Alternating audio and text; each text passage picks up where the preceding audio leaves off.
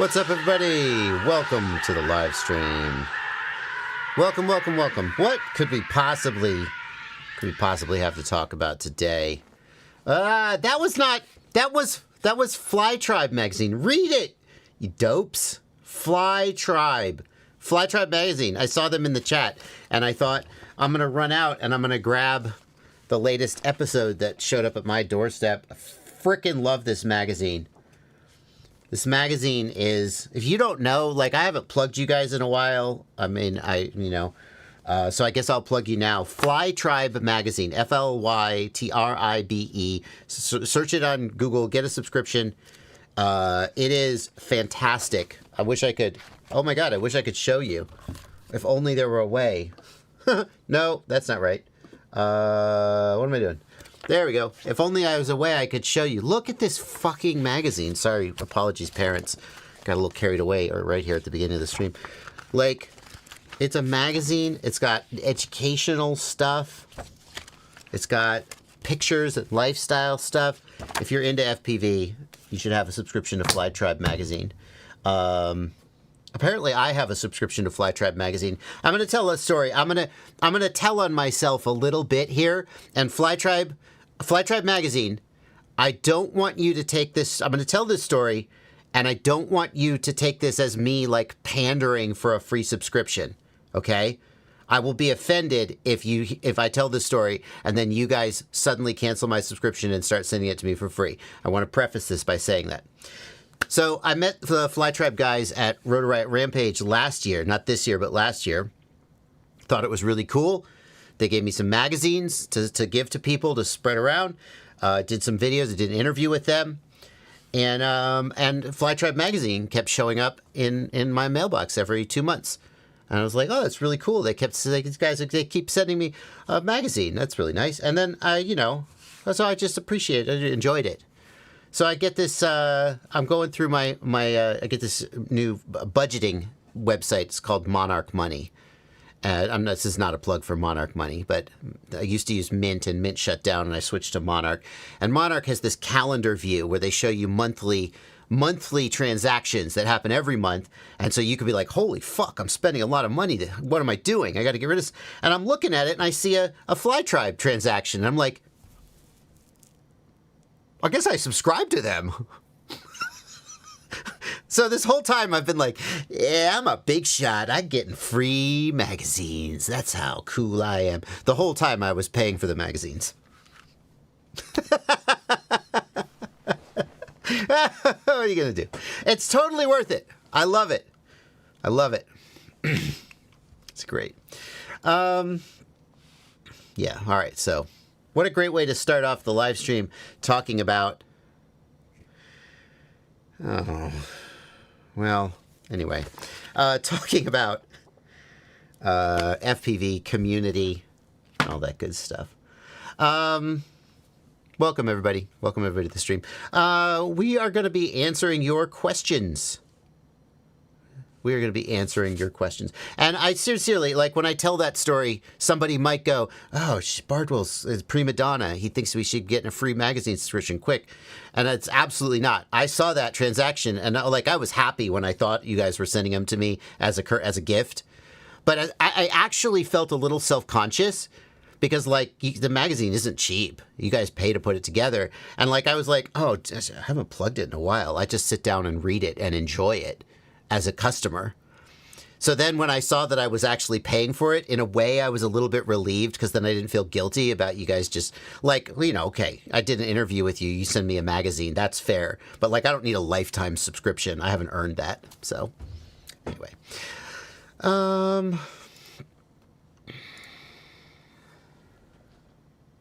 Here's what we got going on. I'm going to be taking your questions. You guys are going to ask questions here in the YouTube chat. You guys are going to ask questions in the Discord. Of course, my patrons in the Discord. Yeah. It's so, give it up for the people who pay me. And if you want to, hit the $, leave a super chat, and I will read your question. A little later in the stream, we'll take some of the super chats. Blunty's queuing up the questions. And I guess, I mean, here's the question. Oh, shit, that wasn't right. There we go. Here's the question that everybody's curious about. What the F? Oh, my goodness. Hang on. Stream. What have I done wrong? Why was that not set right? I don't know. Is it working now? Yeah, okay. This is the question that everybody's curious about, right? This has blown up all over the internet this week. And everybody is now tuning in on the assumption that that's what I'm going to talk about. And I have to tell you, I kind of don't want to talk about it. And the reason I don't want to talk about it is not what you think. The reason I don't want to talk about it is because, so hang on. So, Blunty, you and I did a story about this on the news. There was Unusual Machines, the parent company of Rotor Riot, made a press release, I guess, or something like that, where they talked about developing weaponized drones to sell to the military. And then Madstech made a video saying that he wasn't cool with that and saying he was going to blacklist the Rotor Riot and Fat Shark. He wasn't going to have him on his channel, wasn't going to use him. And that kicked off, a healthy discussion, shall we say. And I have to tell you, the reason why I kind of, like, at first I was like, I got to weigh in. I got to share my thoughts. And then people started showing up. So then I stopped to collect my thoughts and think about what I wanted to say. And I didn't just fire off half-cocked the first thing in my head. And people started showing up in my comment section saying, when are you going to, you have to, basically demanding that I weigh in, and even threatening, saying things like, the longer you wait, the worse it's going to be for you. And I was like, well, that just, now I don't want to do it. I might have been going to do it, but if you're going to act like that, now I don't want to do it. And then some people even said, and this cracked me up, is Bardwell blacklisted? Is Bardwell blacklisted, they said. First of all, the word you mean is boycott, not blacklist. But is Bardwell blacklisted? It's not like there's some film industry that's going to blacklist me. What you're thinking about is like being canceled. What you mean is Bardwell canceled. And but it's stupid because, like, if you're showing up to my comments section asking, has Bardwell been canceled? You just need to decide whether you want to subscribe or unsubscribe to my content, whether you want to watch my content or not watch my content. You just decide. The fact that you're looking around, taking the temperature of the room, asking the comments section whether I've been canceled. Like, grow a spine, make a decision. Decide for yourself. No, I have not been canceled. I will never be canceled. Unless those pictures come out. And if they do, I'll say they were AI. Oh, am I joking?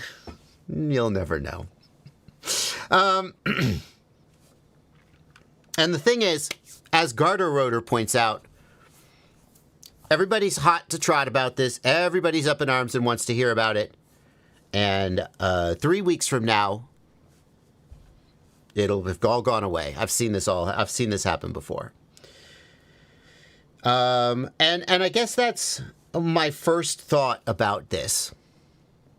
When I say I've seen this happen before, I don't just mean I've seen the internet get upset about something, it blows up, and then it goes away. Like, I mean that this press release from Unusual Machines about them making drones for the military, and I mean, to use their terminology, lethal strike drones, which is, I think, the reason that this has kicked off right now so much is that they, in a way, said the quiet part out loud.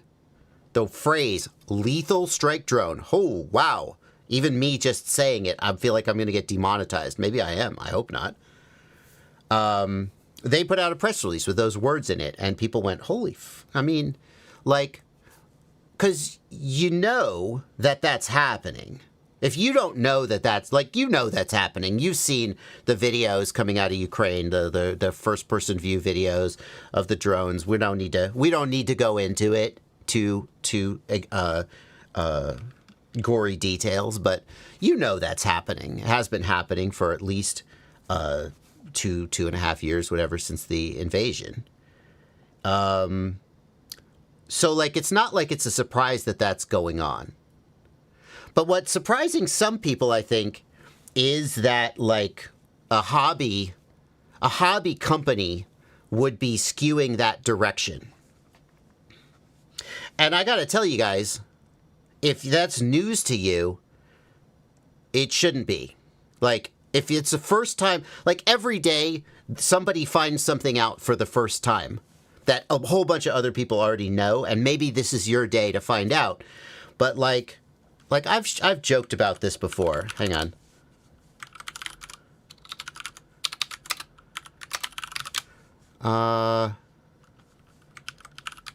Where is, I'm not going to be able to find this freaking thing. Hold on.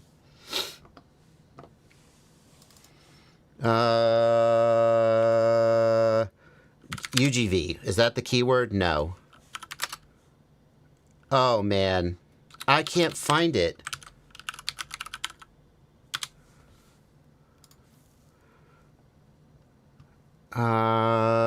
Industries, tactical and defense. So this is Luminaire's website. Luminaire is the company that is GetFPV's custom brand. Tactical defense, combat UAS solutions, custom built, high performance drones for defense applications. The tactical advantage when you need it most. View all products. Light show drones, commercial, tactical defense. Right? Right? Did you not know this was here? UGV truck. This is what I was trying to find. You can actually find a product listing for this truck on getfpv.com. Okay? Okay? Now, so, like, if you're just now finding out that hobby companies are working in this space, okay, I understand that that's surprising. But that's like, you know, it's I'm not, and I don't want it to seem like I'm pointing a finger at Luminaire. That just happens to be one that I've joked about before on the stream. I've brought up that truck and gone, hey guys, what hobbyist is this truck for? No, the Luminaire has explicitly been going after this market for years. That's just public information. And that's not me pointing a finger or making an accusation. It's just pointing out a fact. Now, many other companies have been a little bit more circuitous about this. Some of them are like, hey, we're just going to keep it, above board. Others, like Catalyst Machine Works. Catalyst Machine Works got sold to another company. That company makes big drones. Maybe they're Cinelifters. Maybe it's more than that. I don't know. But, like, this kind of thing is just going on. So I think that's some of it. The other thing is that people are upset about specifically the lethal strike thing. They're like, oh, well, if you're going to make a drone that can fly around, that's fine. But if you're going to make a drone specifically marketed, they don't like that there's this intermingling of these two things. And I agree. I don't like it either. It sucks. I want to go back to 2017, 2018, when basically it was just a pure hobby and we all were having fun. And nobody was doing cinematic FPV bullshit. Nobody was doing weaponized drones. It was just a bunch of nerds sitting around flying toys and having a good time. I want to go back. I don't like this world that we live in right now. And so if your reaction to seeing that press release is, I don't like this, I feel you. I think everybody can appreciate that. But this is like, there's a point where you go into denial, right? And you say, you think that the reality isn't what it is. And the reality of the situation is that this is the world we live in. Like, for the last 2.5 years, video has been floating out from Ukraine. It happens to be Ukraine now. It was always going to be somewhere. It just so happens that was sort of the pebble that started the avalanche, if you will. And the capabilities of these drones, people are noticing. The first people to notice it were the Russians when the Ukrainians started using them. And then the Russians started using them. And now they're just freaking going nuts on each other with them. And they're not the only ones who are noticing. So here's the question that I come back to. So first of all, if you're just like, I just want to have fun with my toys, I get that. Not everybody has the privilege to have that viewpoint. Okay?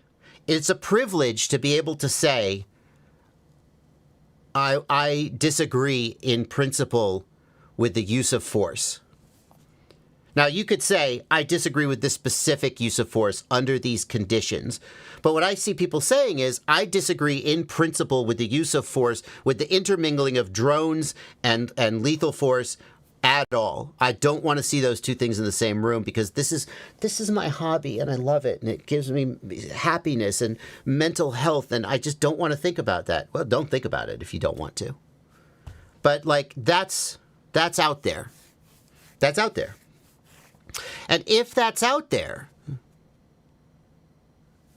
then I think that there's a perspective that some people are missing, or maybe they disagree. Maybe they're not missing it. They just disagree with it. But the perspective is that, like, right now, there are militaries who are using FPV drones to fight. And apparently it's working, because they're still doing it, right? If you look at public reports of the number of FPV drones used in Ukraine, and who knows how accurate they are. If you look at public reports, though, those numbers just go up and up and up, okay? And then I look at things like, suddenly there's this, even though all of the FPV market has been moving towards sub 250 gram because of regulation, suddenly there's this big upswell of 7-inch and 10-inch drones. Who's buying them? Right? So, like, this is out there. And I ask myself, if my country's military ended up in a fight with some other country, do I want them to be prepared to succeed, or do I want them to be behind the curve? And obviously, there are things that the American military has done that I think were shitty and that I don't agree with. But in general, I would rather have them be ready to go and ready to succeed rather than behind the curve.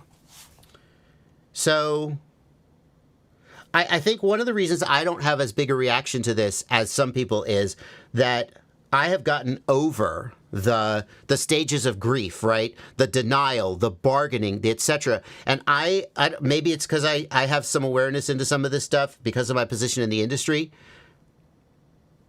that I have seen this earlier than other people. And I haven't made big stories about it because I also want the hobby to just be this quiet little umbrella where we all have fun. But like, I look out at the world and I go, I mean, it's like if you saw a soldier driving a Jeep and you went, whoa, Jeeps are for off-roading. You can't use those to fight wars.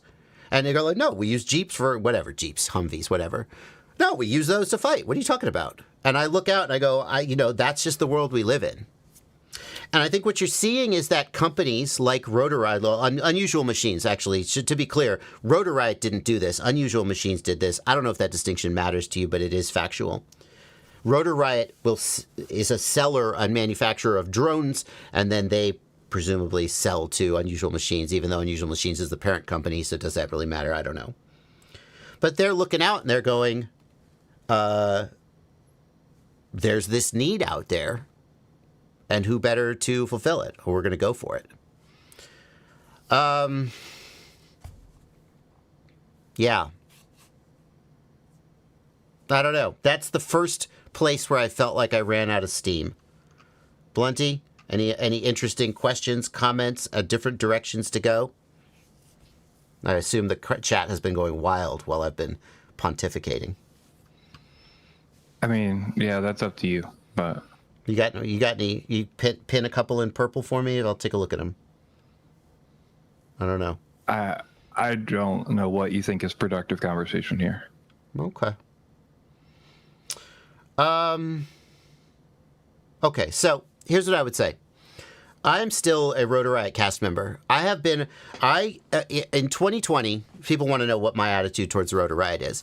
I was a Rotor Riot cast member starting in 2018, late 2018 through 2019. I had some of the best times of my life doing quad camps in 2019, traveling around the country, meeting people, making drones, flying drones, shooting Rotor Riot episodes. 2019 was one of the most fun years I think I've ever had. And I did that with Rotor Riot, and that will always be incredibly meaningful to me. And I consider those guys my friends. And in 2020, the whole pandemic thing happened, and I didn't travel as much. I was like, I think I'm gonna lock it down a little bit. I didn't feel like getting on an airplane and flying around. Anyway, not to open that can of worms, you know. But I stopped traveling. I stopped doing Rotor Riot episodes. I didn't quit my job, but I was like, I don't think I'm going to travel as much, guys. And and I stayed a cast member because I still value my position as a cast member, and I like it when somebody says, "Hey, we're going to do this shoot. Do you want to come?" Even though most of the time I don't come. If you look at the last 4 years of Rotor Riot episodes, I think I've gone on one shoot week. There was one shoot week where I was like, yeah, I'll do it. And I shot 5 or 7 episodes. I don't remember how many. But over the last 4-ish years, I basically have been a cast member in name only. But I also, it's not like I'm going to say, this is the line. I quit. I cannot be a part of this. I don't feel that way. Number one, I don't feel that way because to me, Rotor Riot is, it's the company making the hobby drones. It's the company making the YouTube channel, and it has a parent company. And yes, there's intermingling, but number two, because I'm not actually mad if an FPV company decides to service the U.S. government. Who better? If the U.S. government wants to buy FPV drones, who better to service them than an FPV company? What, you think Lockheed is going to make an FPV drone? No. More power to them.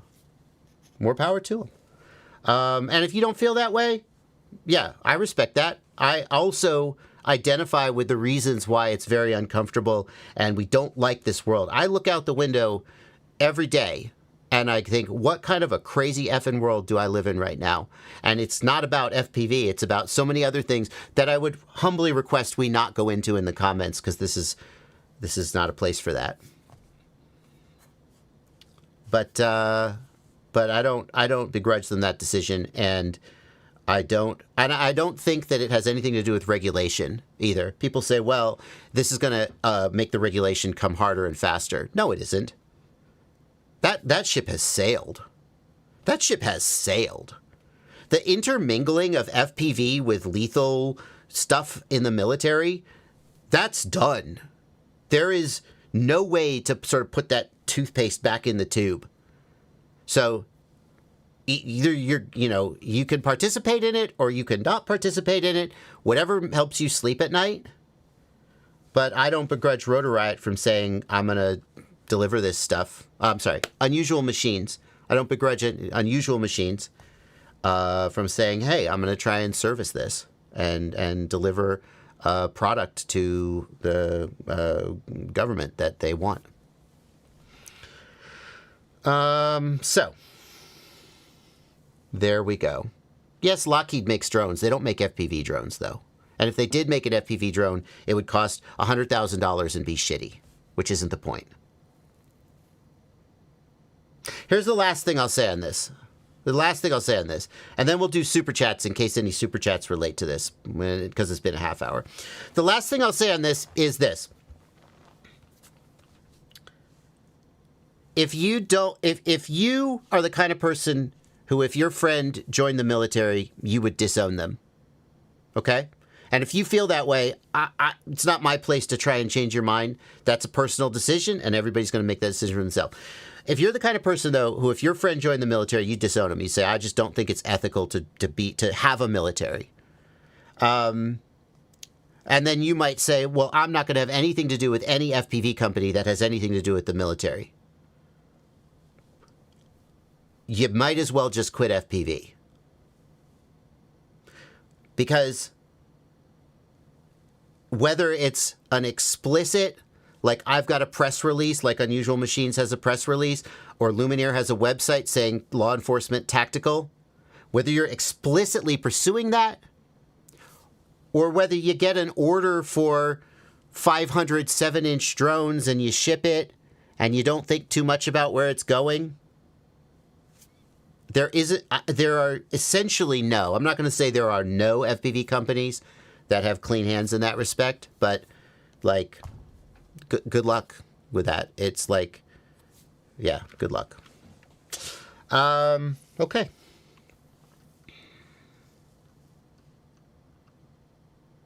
Oh, one more thing. You guys know that the owner of Race Day Quads, Tyler Brennan, he sold the company this year, but for the founder and owner of Race Day Quads was active duty fighter pilot. No one had a problem with that. It was like, oorah, support the troops. Yay, Veterans Day, Memorial Day, Veterans Discount. Tyler Brennan, how cool. He's a fighter pilot. You know what fighter pilots do, right? You know what they do, right? Everybody thought that was the coolest thing in the world. No one had a problem with it. So it's okay if you do it with a fighter jet, but not if it's a drone. Is that the line? Kind of a weird line. It's your line. You decide. You decide. It's your line. It's your personal line. All right. That's enough about that. Let's check the super chats. See if anyone has a specific, super chat they want to leave. Otherwise, that's going to be all I have to say about that. Mike Myers, thank you for a $10 super chat. Yes, Blunty. Real quick, that ends the political chat. Yes. Acceptance in the chat. Okay, if you continue to do political arguments or chats, we're going to shut them down and you'll be muted for 1, 5, 10 minutes. Okay. We got to end it. We can't be arguing in chat the whole time about politics. Yep. So in case you're new here, my normal policy is we talk about FPV on this stream. We don't talk about politics. We keep this like a friendly place where everybody can get along. I realized that I opened the door by bringing up this, and it probably got pretty crazy in the chat, and Blenny probably is pulling his hair out. So we're going to put an end to it. We're not going to argue about politics. We're going to talk about FPV, and we're going to move on. Anybody who's not okay with that, Blunty's going to start timing you out. Okay?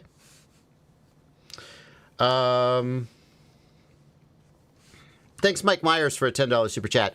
I have kept Radio... Oh, Mike, you left me $20 super chat. Jeez, thank you, man. I have Radiomaster Boxer with external ELRS Ranger Micro with your 5-inch build and walk snail system. My LQ is 100 and my RSSI is good, but my SNR kept saying low. Will I fail safe? And how do I fix this? Yeah, so if your LQ is 100, then you're good to go. LQ is the ultimate determinant of the health of your RC link. It is the number or the percent of packets that are getting through successfully. If it's 100, that means every packet's getting through and you're probably good to go. As the link gets worse and worse, or as there gets to be more and more interference, the LQ will start to drop. If LQ is above 90, then you're good to go, because it's never going to be 100 all the time. If your LQ is between 80 and 90, that's questionable. And if your LQ is below 80, I would start thinking about turning around. Typically, I see Express LRS fall out of the air, fail-safe somewhere around an LQ of 30 or 40. But when you're down in that 80% LQ, 70% LQ, it gets really unpredictable, and it can just go unpredictably. So that's the guideline. If you're getting an SNR low or an RSSI low warning, chances are that those thresholds just haven't been set correctly. Betaflight's default DBM threshold is like -70, and Express LRS can go down to like -115. So Betaflight throws this warning, and you are nowhere near fail-safing. And I always just turn the SNR and the RSSI warnings off and pay attention to my LQ.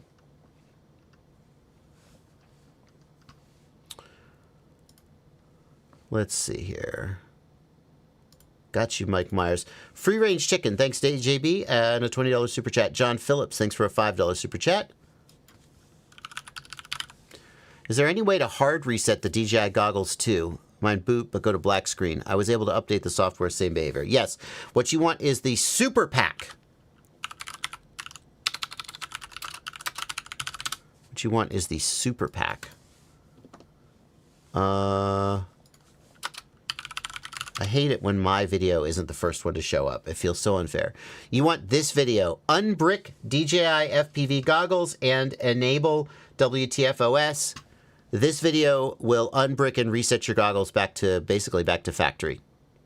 Okay? That's what you need to do. That's for the V2s, but I think the V2s were what you were asking for. Odonata review when? Thank you for $5 trail features. 2 weeks. 2 weeks from now. Alphonse Seaman, thank you for 25 AED. Thanks for teaching me to fly and build FPV. Saw your old video on waterproofing the Mob 6. How do you waterproof the USB? Oh, you can't. You can't waterproof the USB. It'll stop working. You could get a 3D printed plug and put the plug in there, and that would work. Generally, you just cross your fingers and hope it doesn't work. Hope it doesn't get damaged. Yeah.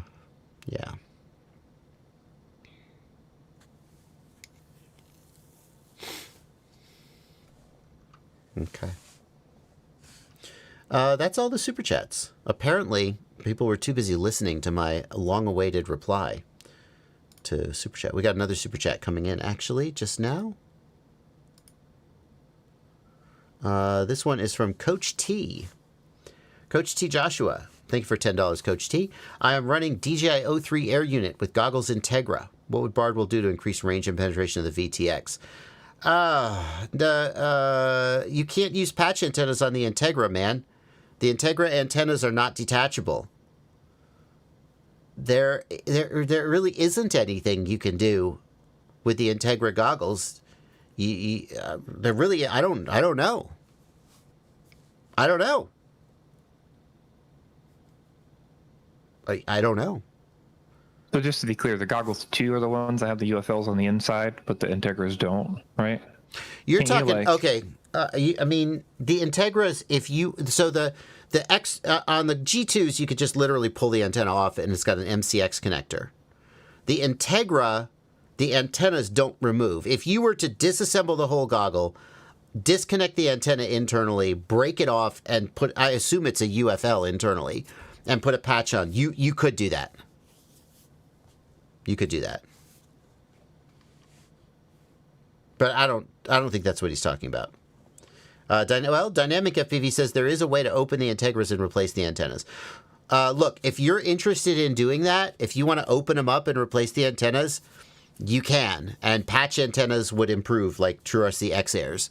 They would give you some improvement. But man, that's a heck of a thing.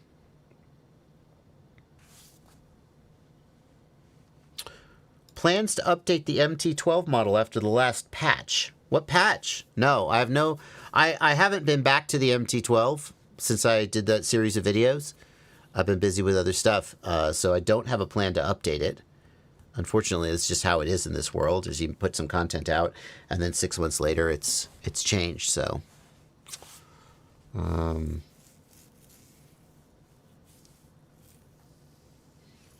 Yeah. One more super chat comes in from Zenny. Zenny says, oh, wrong one. No, I got it. Thank you for $5, Zenny. Have you flown or plan on flying the Siren F5 split on the channel? Didn't I review the Siren? Yeah, I reviewed the Siren F5. Was it the split? Is this the split? Zenny, maybe this is the video you're looking for. How close to perfect can a freestyle frame get? Quadmula Siren F5. I don't know if I flew the split, though. There's several variants of the F5.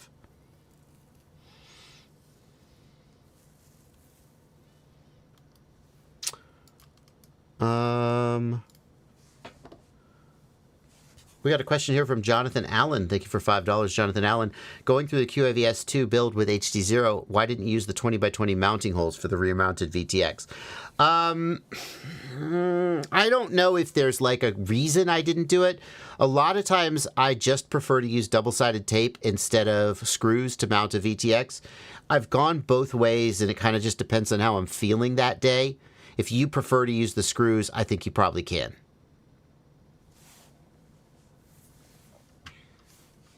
All right.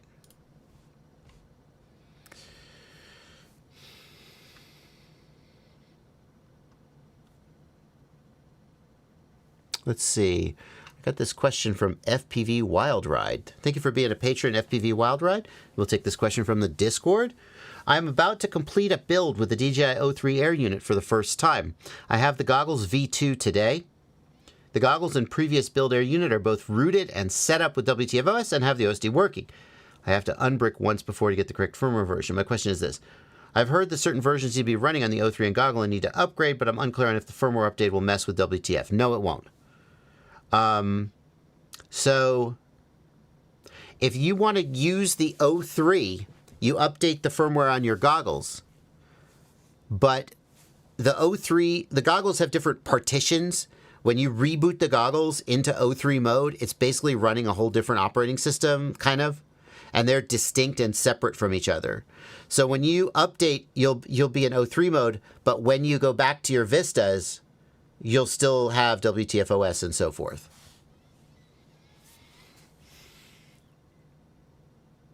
Yeah, you're good to go on that.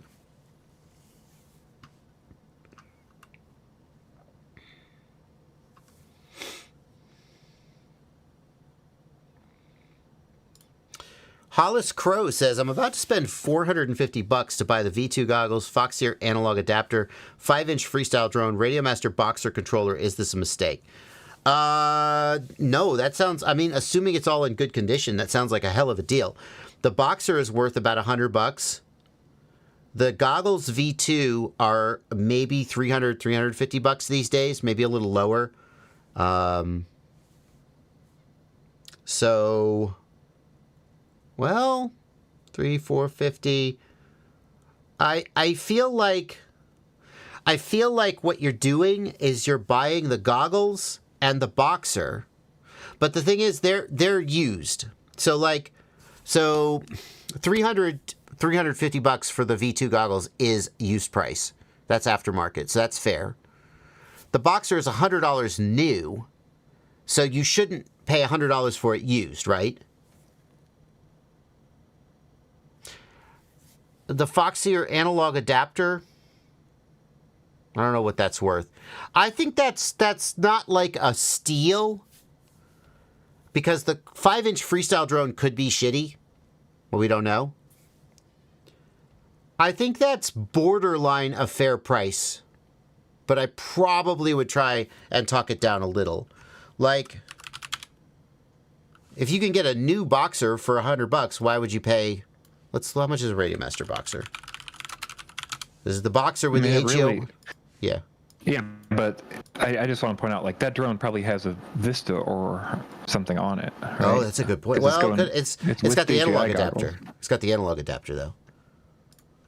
Okay. The Boxer. Yeah, I mean, these are things to consider then. Like, yeah. So I would just point out, there's a giant range of costs this freestyle drone could be, right?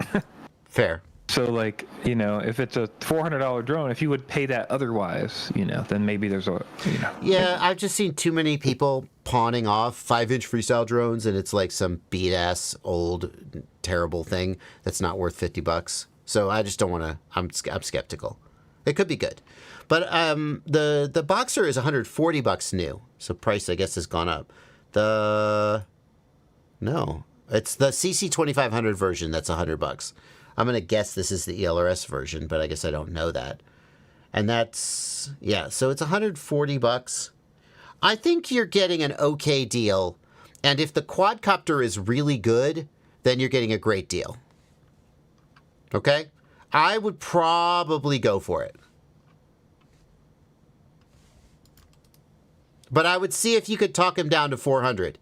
If you could talk him down to 400, then it's like a much better deal. But I don't know. Just just a reminder, like, make sure you check the equipment. Don't get excited or don't let them push you out the door with the equipment. I just want to point this out because so many people do this. Like, check the drone. Make sure the drone works and flies. Make sure the boxer turns on.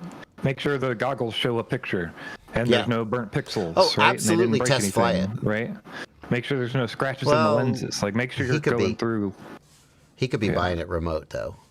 If he's buying it local, either way, absolutely. Yeah. Well, if you're buying it remote, make sure you have insurance so you could send it back if you needed to, or have some way to make sure that, like, know that you're taking that risk at least. You know, you could have damaged pixels and he doesn't want to, you know, the goggles messed up and he's just pawning it off on you or something, right? So. Yeah. Yeah. Pro2 Stinger asks, do you also answer non-super chat questions? No, I don't. Nope. I only answer super chat questions like yours. Wait, fuck. This is not a super chat. Oh, I screwed it up, Blunty.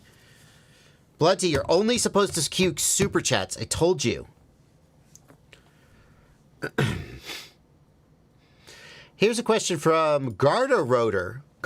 This question also isn't a super chat. Amazing. I got to fly the Goggles 3 on an Avata 2. The Avata was meh, but the goggles fit and look great. Have there been rumbles of backward compatibility? Garda Rotor, we all assume that backwards compatibility is coming, but no one knows the date.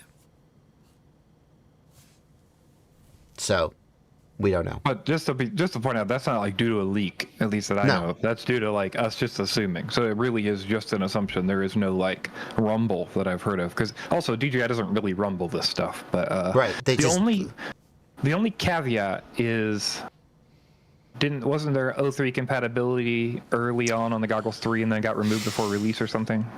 I am not aware of that. That may be the case, but I'm not aware of it. That's my memory. I believe Mads Tech said that. Don't quote me on that, of course, but I believe he said that. Well, the G2 got forwards compatibility with the Avata too. Right. So we know that the hardware can do it. Yes, and I feel like at launch, the Goggles 3 had compatibility with the 03 before launch in some early firmware or something. So. Yeah. So we assume it's going to happen, but no one knows when. All right, let's see. Oh my God, we have 36 questions queued up. Jesus. So many questions. You guys have so many. I got to get on answering them. It would be better if I hadn't spent the first half hour of the stream rambling. Aeroscare says, a question I had on my mind earlier. Caddx stopped producing Vistas so long ago, but I can still go buy them. Did they just have enough stock that it lasted for years, or are they still producing them? Like, I don't know. No one knows except Caddx. I would guess that they're still producing them. Because I would guess they're still producing them, but I just don't know. I mean, how big must the warehouse must be to like have all these just sitting there for that long, right? Like even if the order volume is low, like it's been a year and a half or something. I mean, it's been a long time. Yeah. So we don't know, but I would guess that they're still making them. Winter Guy, thank you. Also a patron in the Discord server. Thank you, Winter Guy, for being a patron. I got into FPV after seeing some snowboard videos. I got 3.5 inch to learn to fly. I'd love to build a 5 inch to follow snowboarders in the winter. How would you approach some happy medium between a freestyle and cinematic drone? Something capable of smooth flight, but also can keep up with the riders. I think if I was chasing a snowboarder, a 5 inch would be just about right. It might be tempting to go to something bigger, but the bigger it is, the more damage it's going to do if it hits them. And like that's always a possibility.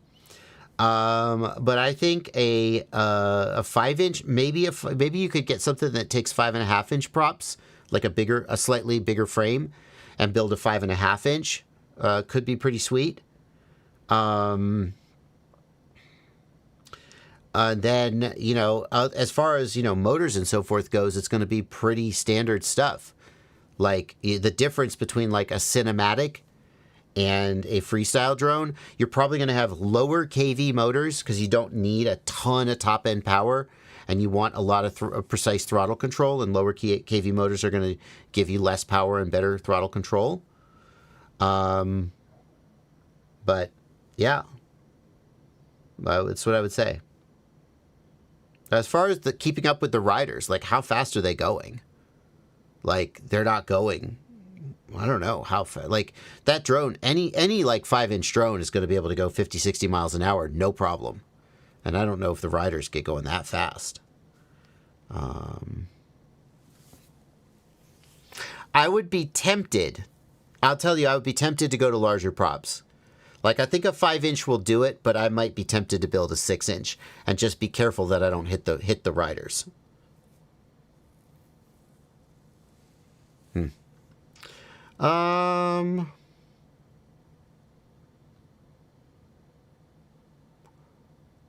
Let's see here.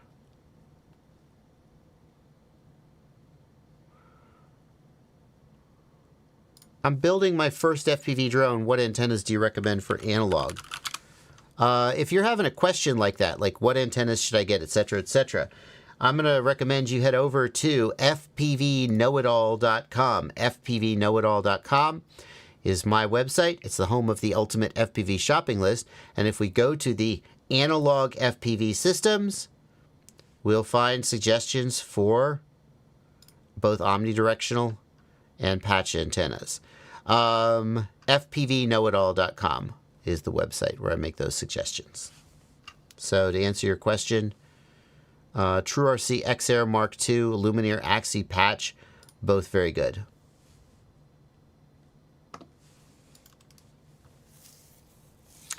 Willie FPV wants to know, what do you think about the Walksnail 2-watt VTX? They announced this on Facebook. I don't know if I'm actually going to be able to find a reference to it online, but Walksnail did a teaser on Facebook for a 2-watt video transmitter. And that's cool. More power is good, right? Should more power, more range. Until it's tested in real life, we just don't know how it's going to perform. There are many cases like Walksnail currently, its max output power is 700 milliwatts, but you can unlock it to go up to 1200 milliwatts. But at least with, I mean, maybe this has changed recently, but I'm not aware of it changing. If you go up above 700 milliwatts, you actually get much worse range. The signal gets super inconsistent and unpredictable, and the latency is all over the place. And some people think, including me, that it has to do with the amplifier. Like when they turn the amplifier up that high, they get really bad noise or something gets distorted or corrupted. I don't know. So like here they're giving us a 2-watt kit. Now, this was made, thank you very much for sharing that image, Aeroscare. This was made from the beginning to be 2 watts. So presumably it's going to like give us a legit 2 watts and not like have a problem. But like until I test it, I'm not going to like take it as granted that it's going to be like that much better. We have to test it. What's 700 out of 2000? That's about a third. We've roughly tripled the power. Roughly.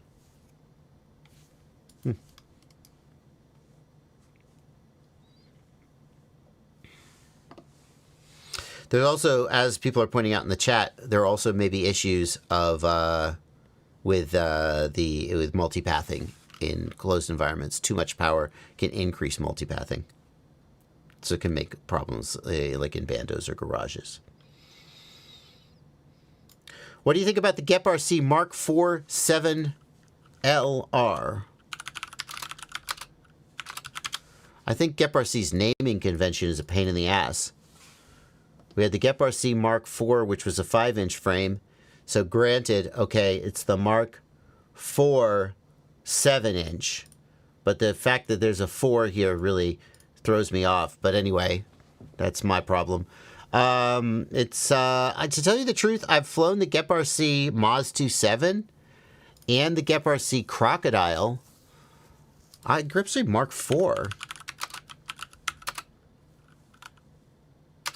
And I've flown the GEP-RC Mark V 7-inch. That's confusing to me. Do they still make this?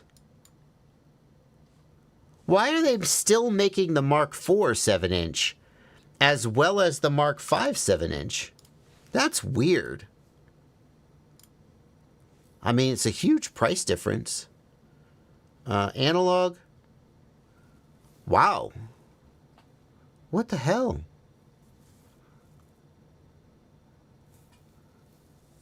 $13. I don't know. That's interesting. This must be the budget option, I guess.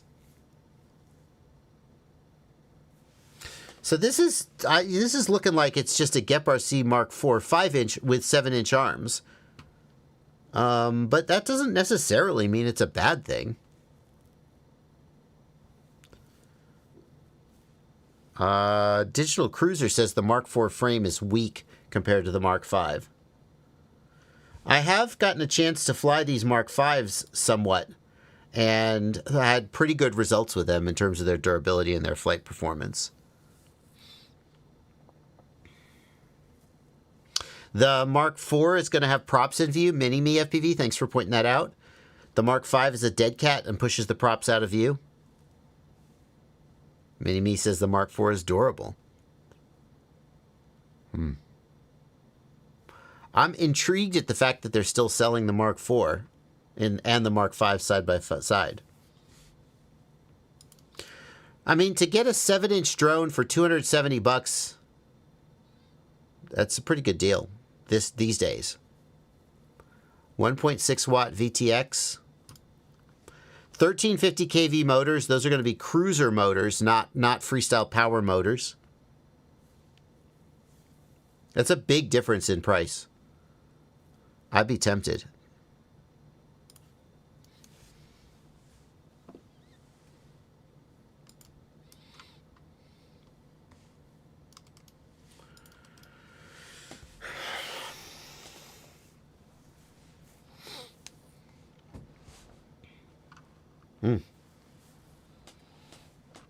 Let's see here.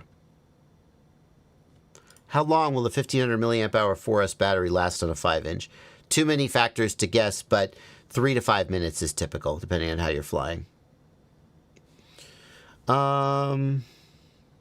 Is the DJI O3 and the SpeedyBee F7 stack a good starter setup?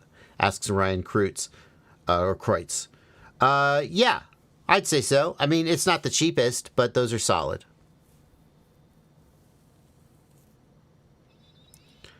On my Bob 5.7, I recently switched from a 2200 to a 2900 milliamp hour LiPo, and now I get an overcapacity warning. Can I ignore this? So, in beta flight, hang on.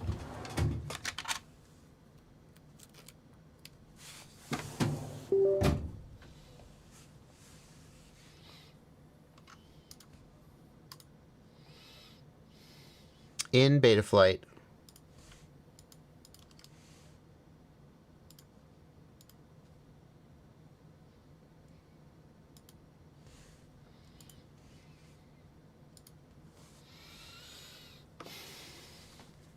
in the OSD tab,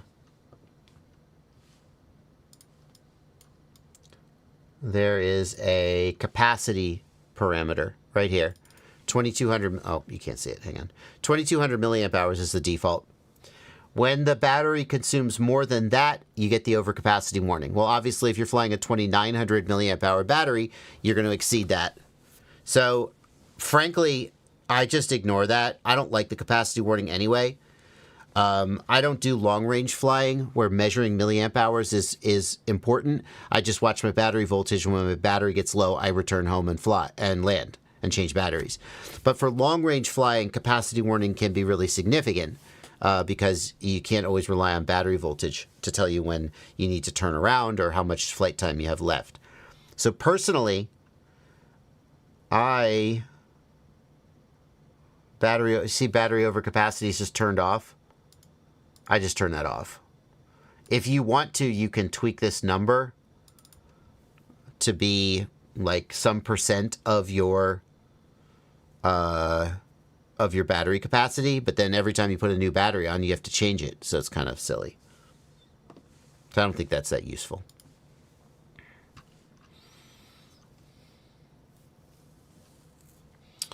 What do you think about the Zing E Pro 2207 for starting? Love it. It's a great budget motor. That's the short version. We have, like, Blunty's just showed me we have 45 questions queued up.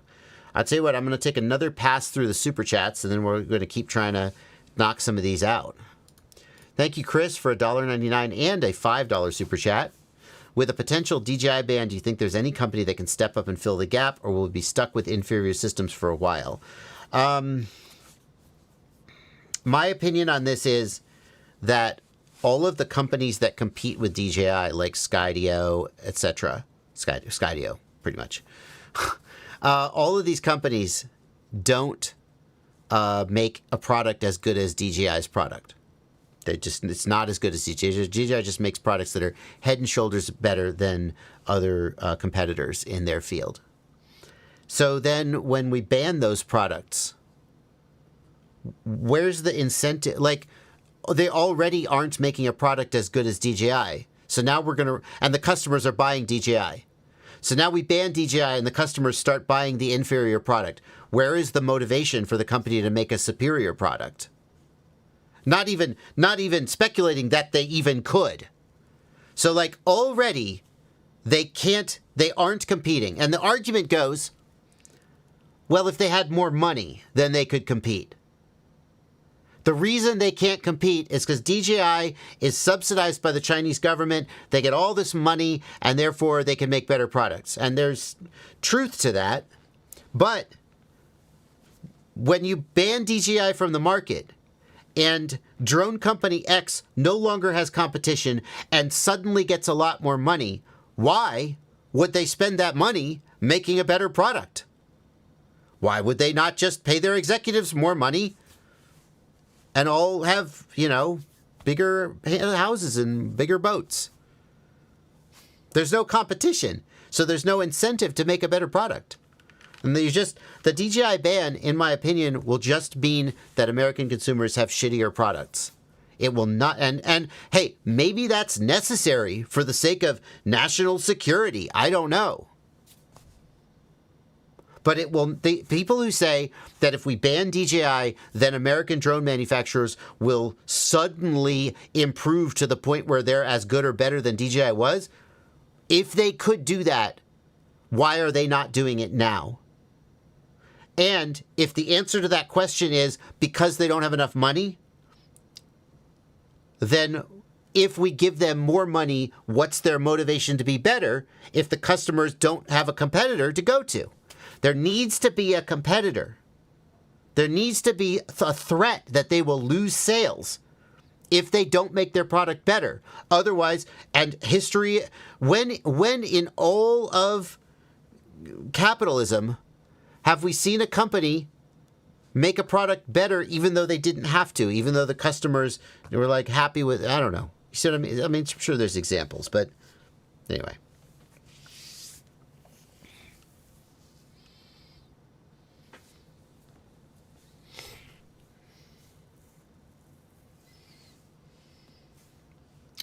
Scotty Scott, thank you for a $2 super chat. Scotty says, I've been having issues where several of my builds are not connecting to the serial port on Betaflight. Tried different USB cables. Like, you definitely need a USB cable that works. Try different USB port on the computer. The fact that several of your builds all stopped working at once kind of points to it not being a problem with the quads. But it's a problem with the computer or the USB cable. John, thank you for a $5 super chat. I have 30 hours in Sim and a Radiomaster Pocket moving to Real Thing with about $200 budget. What do you suggest? With $200, you don't have goggles, do you? So you're going to have to spend about $100 on an inexpensive set of analog goggles. Like, there's a new Fat Shark Scout, I think. It's a Scout. Maybe it's a Recon. I can't remember the name. And there's the Eachine EV800 DM. Both of them come in around $100. And then you'll have about $100 left for your drone, and that's going to be tricky. You can get something like a Mobula 6, a 65mm Tiny Whoop, and that will be about $100. And then you'll need batteries and a charger, which will cost you more. I think you're going to struggle to do that for $200, but that's the general direction I would send you. John Phillips, thanks for another $10. My question was about the DJI Goggles 2, not the V2 goggles. Oh, I'm sorry, John. That's my bad. No, there is no software or unbrick or backdoor for the Goggles 2. I'm sorry. Sorry for misreading your question and giving you a bad answer, and then you generously gave another super chat. Thank you for your generosity, and I apologize that I read your question wrong. The G2 have no unbrick or anything like that. The V2 do. El Chingon, thank you for a $5 super chat, and thanks for all your help over my past year in the hobby. Thank you, El Chingon. Nether Poisson, when are you going to review the Nazgul Eco? I've already recorded the review. It's in editing, and it will probably come out this week. Malik Aisharif, thank you for a $1 super chat. Can you please check my normal chat before? Thank you. I will do that.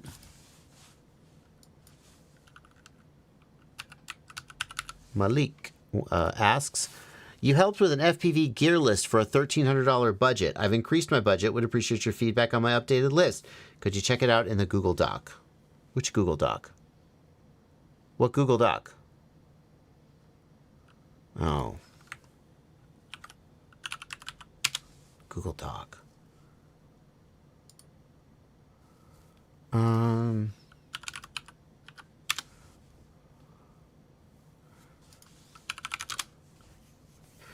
I guess this would be in shared with me? No, I don't. I'm sorry. I don't know what Google Doc you're referring to. Has he linked it plenty? You can't share links in chat. You can't share links in chat. It's impossible with YouTube. They block all the links. Yeah. Yeah. No. Oh, he's trying to share the links. Gotcha. Yeah. I think you should just email it to me and we'll do it offline. Okay. Awesome Endeavors. Thank you for a $5 super chat. I mistakenly bought a pair of Goggles V2 instead of Goggles 2. Should I return them and get the Goggles 2 instead? That depends. Some people think the V2 is a way better goggle. You can use the V2 with everything up to the Avata 2. You can't use it with the Avata 2. So you can use the V2 goggles with the O3 Air unit, with the Vista. Some people like the larger screen. I don't know. I don't think that's I like the Goggles 2 better because they're smaller. And I think the screens are a little nicer. I like the OLED screens, but I don't think that's a clear... I think you need to do some research.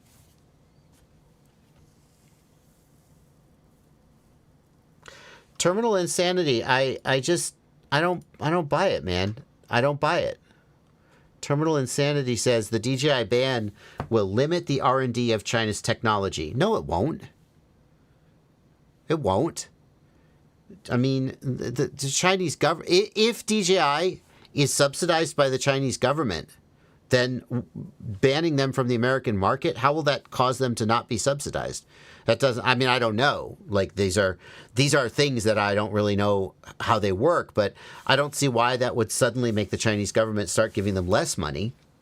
And they're going to lose the American market, which granted is big, but they still have the whole rest of the world to sell to. I think that it will be a decrease in their revenue, but I don't know that that's going to significantly decrease their ability to R&D. And if that money goes to American manufacturers, I'm so unconvinced that will result in a better product for the American consumer. You know? I think that I'm so unconvinced. Just because so many times in my life, and maybe I'm cynical, I have seen a plan go like this. Well, if we just give Company X more money, then the consumers will get a better product. If we just give Company X more money, then the employees will have better working conditions and better wages. If we just give so-and-so more money, then some people down here will be better. And it never seems to play out that way. Never seems to play out that way. Like, what about all the billions of dollars that were invested in residential broadband?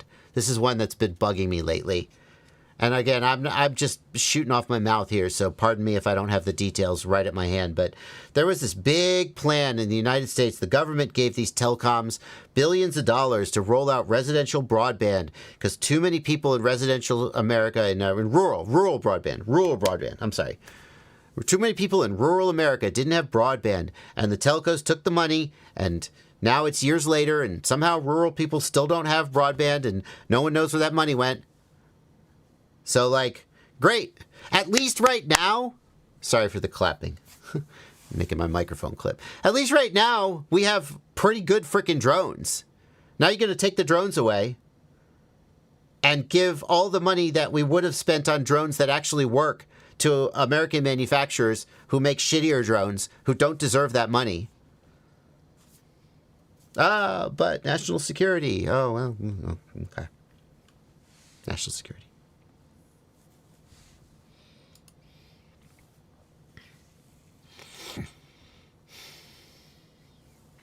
Sunshine points out, China is on the brink of economic collapse. The US, UK, and much of Europe just last month put massive tariffs on like 1,500 Chinese products, many of them electronics and cars, and more are coming.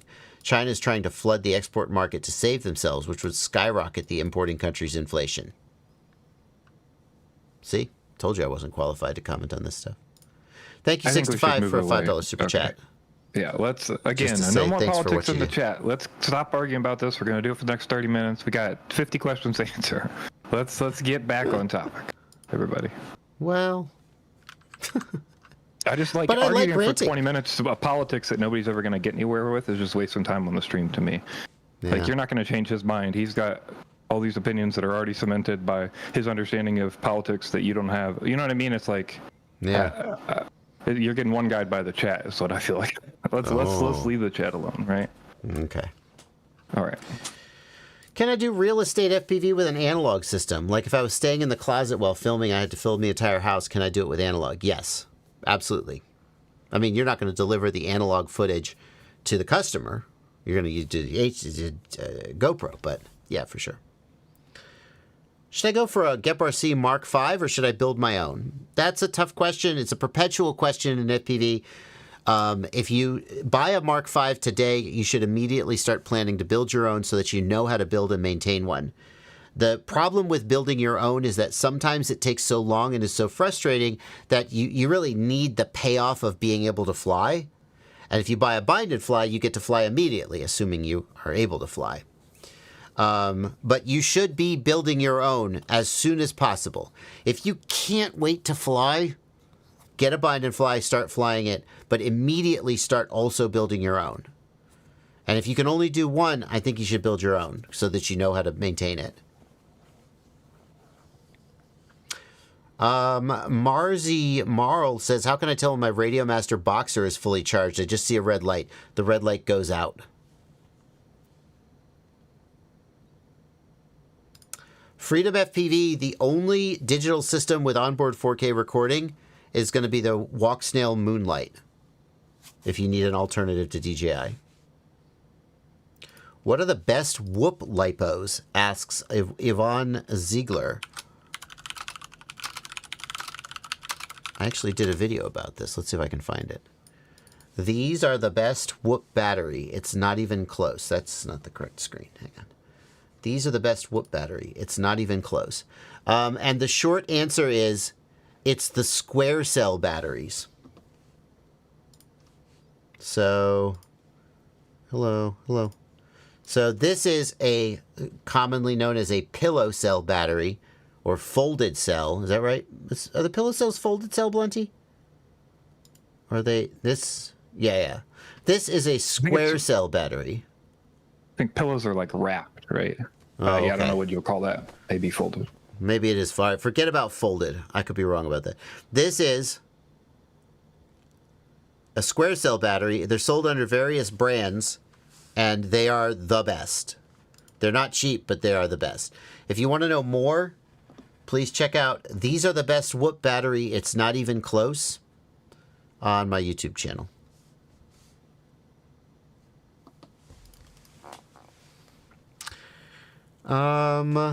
Lena I always have to sound out Lena, Lena's name. Lena Kviatkovskaya. Lena says the app is not. Hi Joshua Bardwell. At some point, my SpeedyB flight controller stopped connecting via USB cable. Also, the app is not working. Boot in DFU mode and reflash is what I would do. Yes, that's the only thing you can do. That's got to be the fix. Todd Burke says, to FPV something, would you just need a cheap analog video transmitter, camera, and double-sided sticky tape? Yeah, because like Betaflight, yeah, the VT, you just put a VTX and camera on something and then control it however you normally control it. For sure.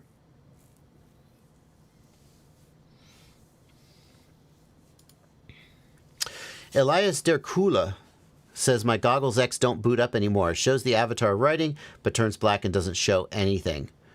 I tried pressing the back button to back out of HDMI mode, but it doesn't beep. Oh. Yeah.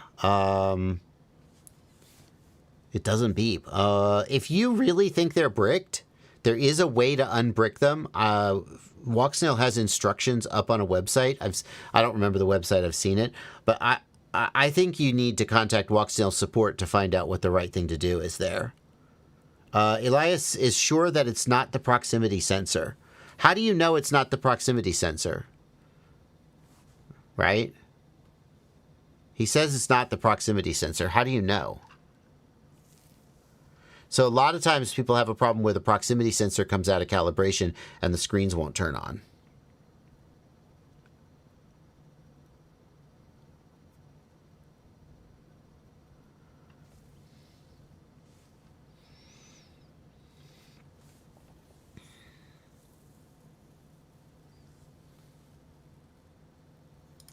Carrie Miller says, why don't you stream more often and answer all the questions? Because I have a family and a job and a life, and I don't want to spend 8 hours a day every day streaming. Sorry if that doesn't work for you. If you do have a question that I don't get to on the stream, you can email me. And I do spend hours a day answering emails, though. I'm annoyed at this question. So now I sound annoyed, but I shouldn't. So if you guys have a question that I don't get to on the stream, you can email me. jb@joshuabardwell.com is my address. And I clear that out about once a day. I try to have it cleared out once a day, replying. And it doesn't matter if you're a patron or super chat or whatever. You can email me, jb@joshuabardwell.com, and ask a question. So if I don't get to your question on the stream, then by all means, you just go ahead and email me. Rockcrawler says, does he know how to hold down the button for 3 seconds? Oh, Adam Weatherall thinks that Carrie Miller was joking. Carrie, I recognize Carrie's picture. Yeah, Carrie was probably joking. Sorry, I'm so prepared to be annoyed at the chat. I went off half-cocked there. That's my bad. Oh. How do you hold the button down for 3 seconds? Is that like calibrating the proximity sensor? Okay.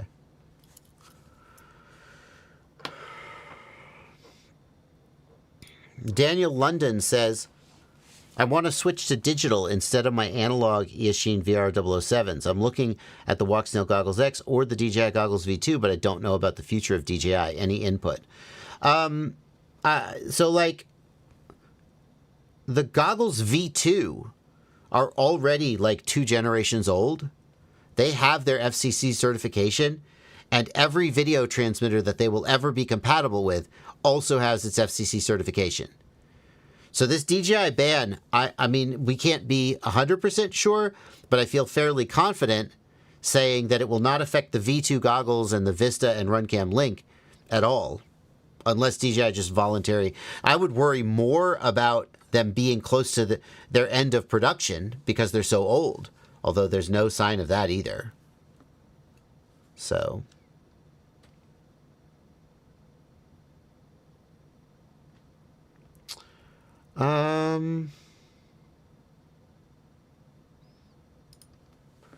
I've now built dozens. This is going back to the question about taping versus using screws on the VTX. I've built dozens of quads for myself and others. The vast majority of them have the Vista Air Unit 03 VTX affixed with high-quality 3M tape. I've never had a VTX eject with the tape, although the few times I've used screws, once I had a short and another broke the VTX in a crash when it was screwed. Yeah, I've had situations where you think the screwed-on VTX is going to be more secure, but in a crash it has no give, and so it damages the VTX.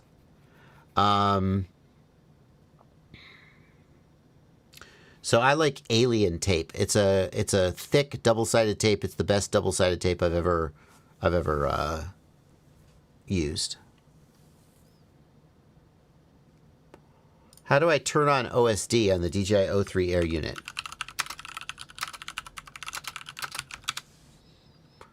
What I'm going to do is I'm going to refer you to this video. I know it's a little unfair to just refer you to a video, but it's fairly involved, so I'm not going to walk you through it on the chat while everybody else just, drums their fingers.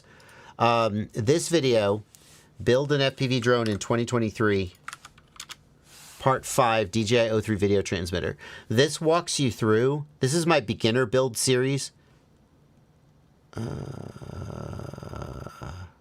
Wait, 2023, yeah, that's right. This is my beginner build series where I walk you through the process of building your very first drone. And we'll take you through the process. So this is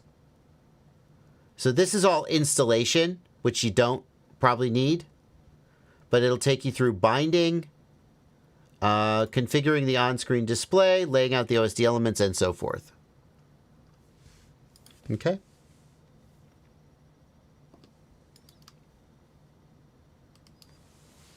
Do you believe the Avata will be compatible with the DJI V1 controller soon? No, I believe it will never. I believe the V1 controller will never be used again, ever. That it's done, they've moved on, and they're never going back. Sorry if that's bad news for you.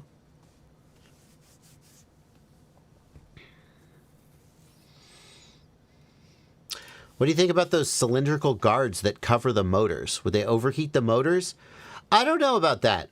I mean, surely they increase the heat some, but like most of the cooling, as I understand it, is from air going down and through the stator. Surely some of the cooling is also from air coming off the sides. I'm sure they heat the motors up, but maybe not as much as you would think. To me, I don't recommend them. To me, they seem like they can create more problems than they solve with like jamming up the bell. And they're heavy as shit. They add a lot of weight. Well, a lot is relative, but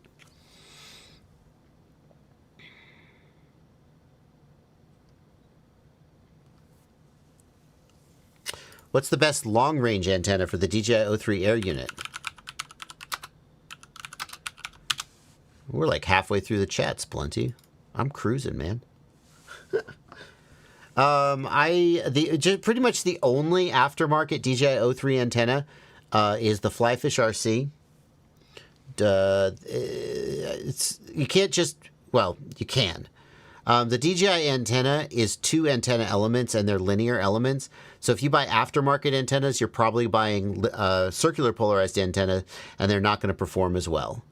So this is really the choice if you want to maintain factory compatibility. And it comes in lengths. You can get it up to 145 millimeters, as well as a little stubby one. And that will get it a little further from the quad and potentially improve your range a little bit.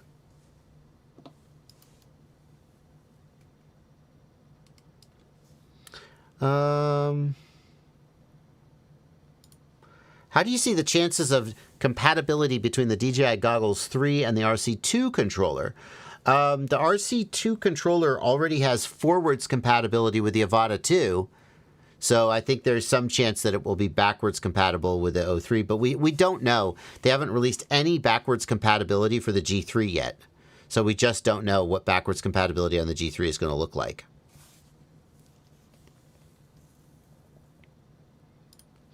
Alex wants to know, is there a best way to secure the XT60 cable? Do you think that enclosing it using a 3D print to the outside or back of the quad is good enough? Personally, I like to zip tie it to a standoff for strain relief and pass it under a battery strap to keep it from getting chopped. All of the methods that I've seen to attach the XT60 to the frame require you either to run the cable out the front, in which case the battery's got to plug in the front, and it kind of gets in the way of the GoPro if you're carrying a GoPro.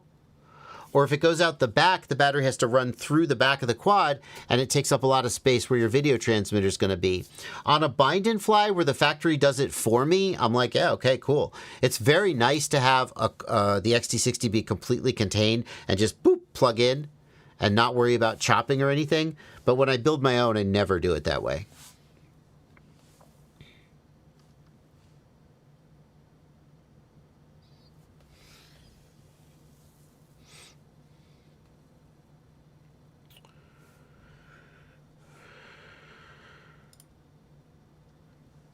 Between Floors is curious why his Emax Transporter 2 HD, the HD0 screen, works with my Whoop Lite, but not my Freestyle 2. You probably need to update the firmware on the Transporter 2. If the firmware is not been updated for the camera and the VTX you're using, then sometimes you won't get video. Try updating the firmware on the Transporter 2.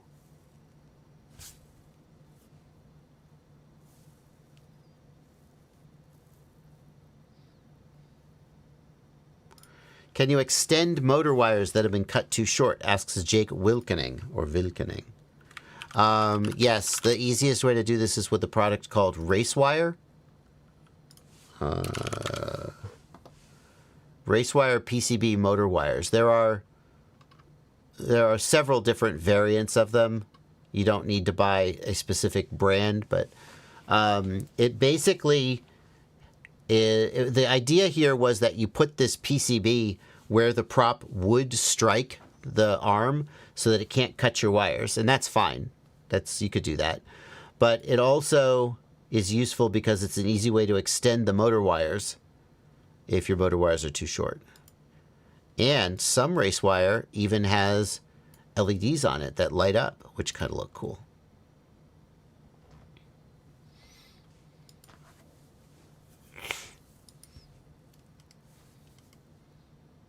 Yeah. Okay. Can you do the new Nazgul Eco drone? Yes, the review is recorded, will come out this week. Zachary Cothrell says, I got the Mobula 6 2024 ELRS. I got it bound and flying, but when I acro mode, the throttle freaks out and it takes off on its own once I ease back on the throttle. Any recommendations?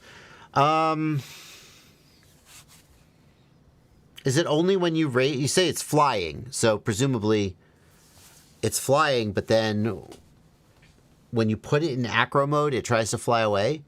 To me, that feels like your PIDs are either, well, but it's the factory PIDs. So have you damaged the frame? Like, is the frame cracked somewhere? It shouldn't do that it shouldn't do that out of the box, that's for sure. One way you can test a little bit of that at least is disable air mode or put it on a switch and find out how flyable it is otherwise. You'll be able to notice things like motor noise and shaking and twitches and things like that, but you won't have the automatic throttling up so you can't fly at all or it flies away. Yeah, okay, that's fair. That's fair. When are you releasing the rest of the iNav videos? What rest of the iNav videos? I did the iNav videos. I did the iNav build. I did the iNav 7.1 setup guide, and then I fixed the compass, and I had a working flying drone. I mean, I guess I could... I don't have active plans to do more iNav videos. I probably will do more at some point in the future, because I'll just be like, oh, let's do some more iNav. But, like, I consider... When I start a series... If I start the series and I promise that, like, I'm gonna build and configure an iNav drone, and then I don't I deliver the build, but not the configuration, right? Hypothetically. Well, now I've sort of let you down. I haven't delivered on what I kind of promised when I started the series. But I feel like that iNav series is like complete. I built the drone, I converted it to iNav. I had a problem with the compass. I figured out how to fix the problem with the compass, and I got the quad flying correctly. And all those videos are out. So at the end of that series, you have a correctly flying iNav drone, and now you can decide what you want to do with it. So I don't feel like I have an obligation to do more immediately, or I've left you hanging.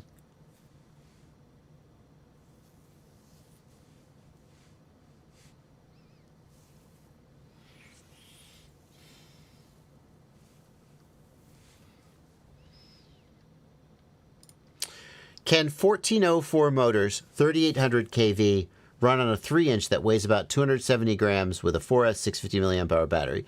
That checks out to me. 3-inch props, 3800 kV is in the ballpark of correct on a 4S. Yeah. I think that it'd be more like 4000. I think 3800 is better for like a 3.5-inch prop. But I think it'll fly, but I don't think it's ideal. Oh, Siati is... that's great. Siati's in the chat agreeing with me, or correcting me, as the case may be.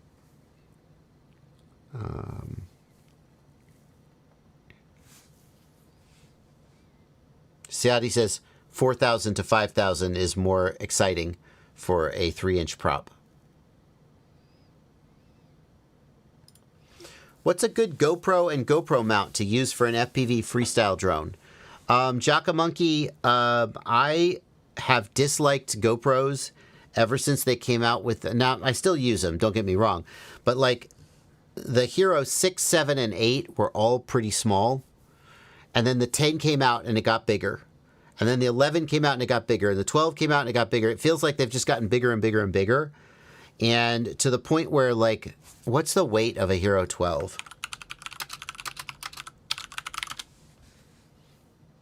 154 grams.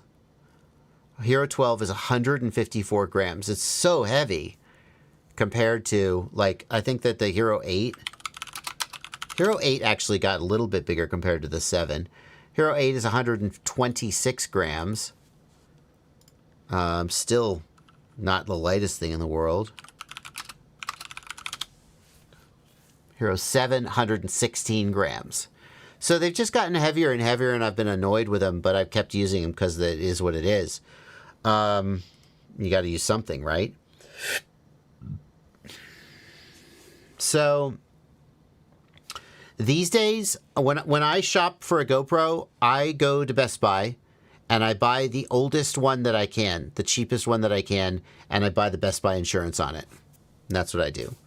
In fact, I actually have a Hero 8 that I probably need to bring in and claim the insurance because it's probably going to run out soon. Got to go look at my Best Buy account. As far as mounting goes, I absolutely hate the kind of mount that uses the two little foldy downy clips on the bottom. It's not secure. It doesn't protect the GoPro, and it doesn't make the GoPro hold its angle. The GoPro can get knocked and change its angle. So I prefer the kind of mounts that the GoPro slides into. Yeah.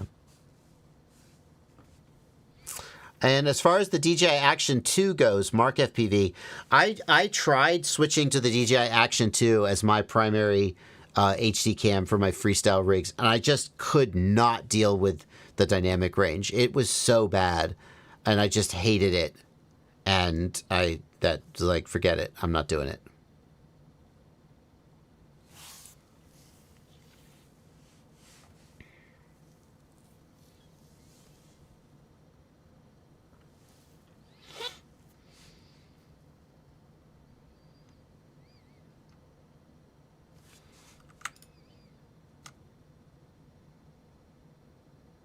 Huh.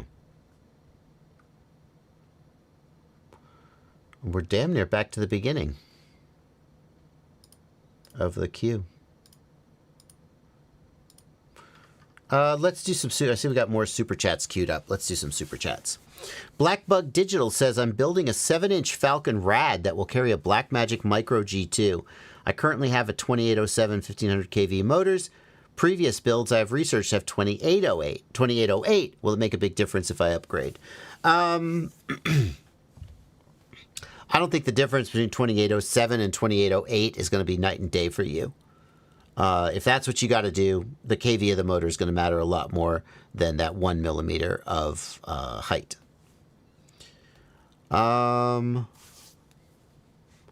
Malik says, I just share. Oh, thank you, Malik, for another $2. We'll take a look at that parts list that you sent offline. Alexi F says, do you know why iFlight takes so long to make default presets for the new Betaflight firmware? There are still no presets for my Nazgul for 4.4 or 4.5. Alexi, I don't know why they take so long. I certainly can't speak to your specific model. I know that iFlight has been very conservative in the past, where they don't want to release a preset that, like, they have tens of thousands or maybe more of drones out there. So that if they release a preset and it has any problems, it can cause people to lose drones. It could cause really bad. So they're very conservative about making sure that they've very thoroughly tested their presets so that when they roll them out, they can stand behind them. And they're not going to, like, mess their customers up. Chris, thank you for a $5 super chat. I have an Aquila 16. It runs fine when powered on, but the second it's armed, the video goes black. The video goes black. Not static, but black. My question, Chris, would be, do you have OSD when this happens? So black video means the video transmitter is working, but the camera is not getting video into the video transmitter. Black video could mean that the video cable, I've had a case before where the video cable broke off inside the insulation, and when I would arm and spin the motors, it would lose video and disconnect. And when I disarm, it would come back. I have no idea why, but I kind of tugged on the wire and it just came off in my hand. And I was like, oh, I guess that's the problem.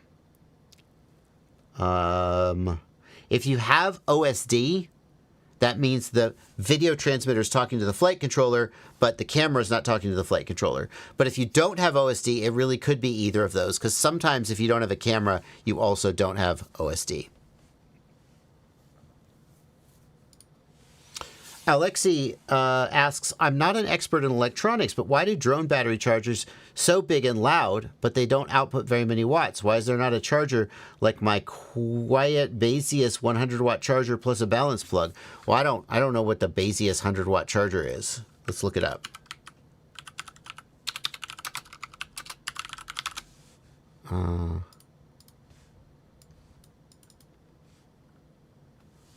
Well, that's just a power supply. That's just a power supply, man.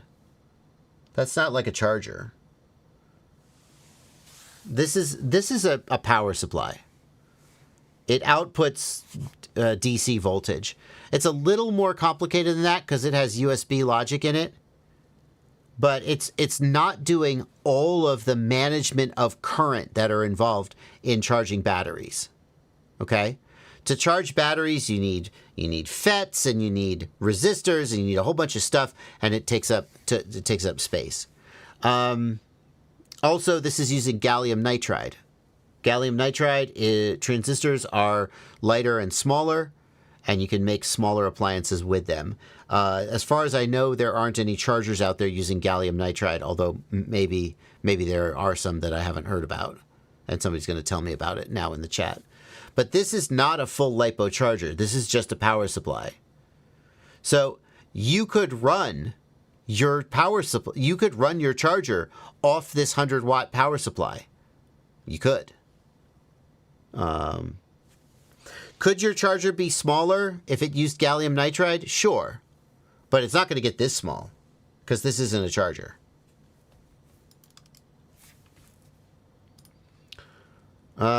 Thank you for 571 euros. Svebor Buljevak. You remind me of Dr. Umar while clapping. Okay. Who's Dr. Umar? Claps back. All right, I'm not going to watch Dr. Umar on stream, but thank you. Just something to remind you, you're appreciated. I'll email you. Yeah, you can email. Anybody can email me with a question. Go right ahead. Christopher Conkright. The Walksnail claims it does high frame rate and low frame rate at the same time. Will that allow recording at 30 FPS while flying at 100 FPS? I don't... Where does it claim that? Can anybody document that for me?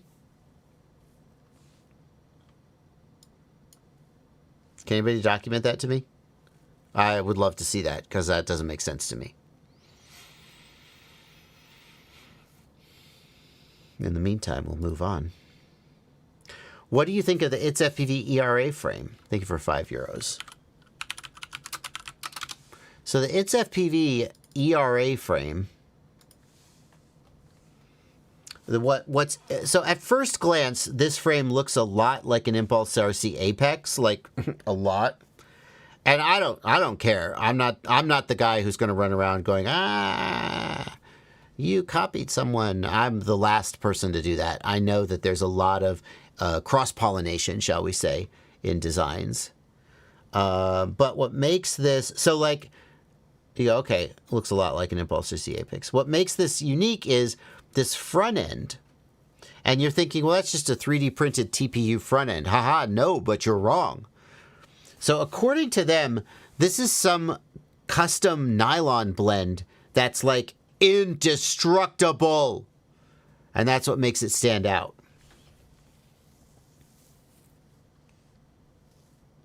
Interesting. It looks like a solid frame. It looks a lot like you guys, did you develop this with Impulse RC? Like this looks like exactly like the wire covers, the injection molded wire covers for the Apex. Now I'm starting to wonder if this is an Apex.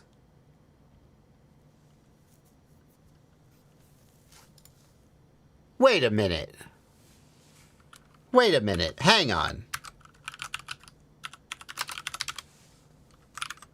Hang on. You guys.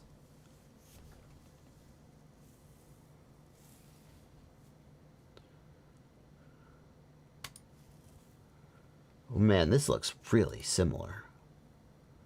Okay, not identical. No, I see it's not identical. Okay, well.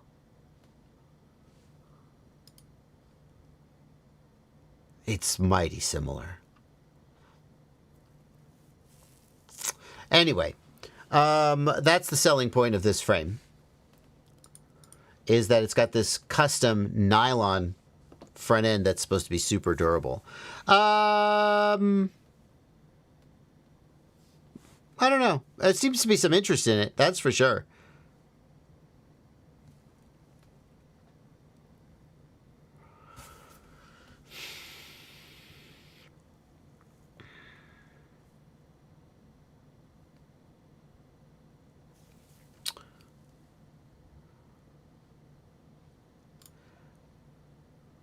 Okay. All right. All right. Thank you guys for the extra super chats. Appreciate you.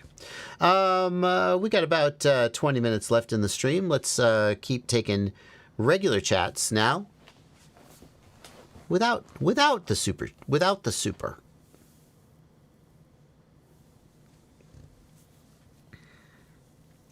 Is there an ELRS module compatible with the Tyrannus X9D? Yeah. Far as I know, you can still flash a Tyrannus X9D to Edge TX, and you can use any modern ExpressLRS module. Yeah, good to go. The issue is the inverter speed. So you won't be able to run at like the full 5 megabauds or whatever. I think this is one that has the same QX7 issue in some cases. Some of the X9Ds did and some didn't. No, yes, I don't think so. It absolutely. There's a whole page on the ExpressLRS. Oh, hold on, I'll link it. You can pull it up on the Livestream channel on Discord. Well, how dare you, Blunty?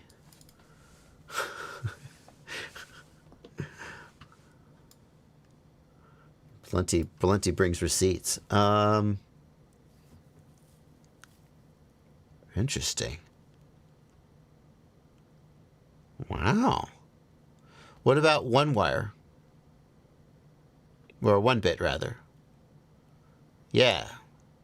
Yeah, it suggests to try 1-bit. It's similar to the other solutions for the QX7 and others. You try 1-bit sample mode, and if that does work, then you're good. If not, then you need to replace that inverter because it's not good enough to even run the 1-bit.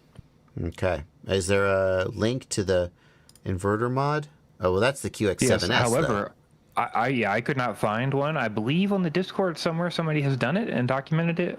We could maybe dig it up, but okay. Yeah, I remember people looking for that diagram and could not easily find it. Well, I did not know that. So you may not be able to use the higher packet rates is the takeaway. Depending on your X90. But you might be fine. And if the inverter's messed up enough, you may not be able to even use the Lewis script. I think that's the big issue. But why wouldn't you just decrease the baud rate?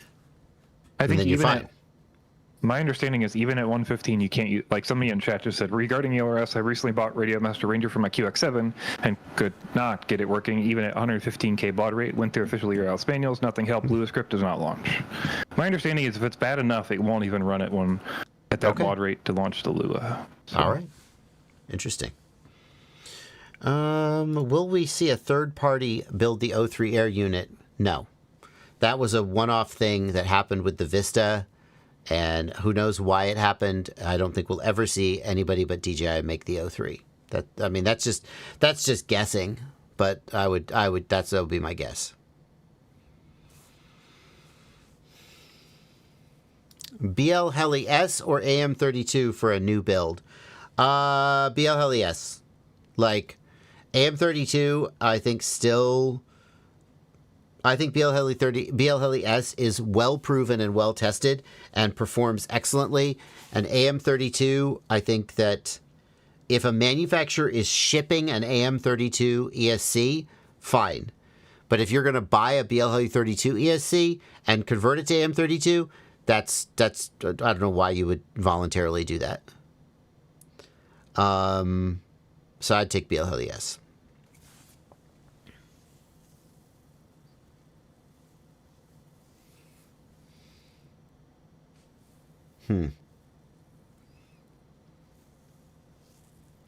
Should I get a Mob 6 ELRS or Meteor 65 Pro?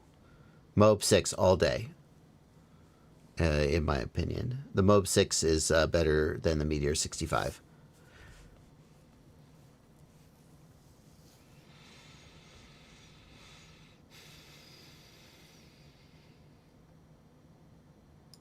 Jacob says, my motors were kind of grinding because of a crash. Now I cleaned them out with a toothbrush and toothpick. They're turning normally again. How do I know if they're still okay to fly? You go fly them. Fly them somewhere where if they light on fire and your quad falls out of the air, you won't lose it. But you just test hover, and then you fly a little more aggressively and a little more aggressively. You do some throttle punches, you do some snap rolls, and you just see. Will the DJI ban apply to the Vista and RunCam Link technology? I would bet that Vista and Link would sneak through the cracks. However, they already have Part 15 certification, so the Countering CCP Drones Act wouldn't affect them anyway. It would only affect new devices that don't have Part 15 certification. Go ahead, Plenty. Just to be clear, the Vista and the RunCam Link only used the Vista VTX, the old smaller VTX that was for Gen 1, and that never had an FCC certification. Oh, right.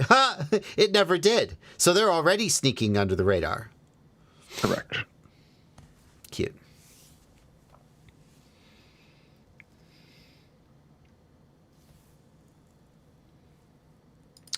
Mark FPV, if you have a flight controller that won't connect to Betaflight, the answer is to push down the bootloader button and try to flash it using bootloader/DFU mode. And if you can't do that, then it may just be bricked.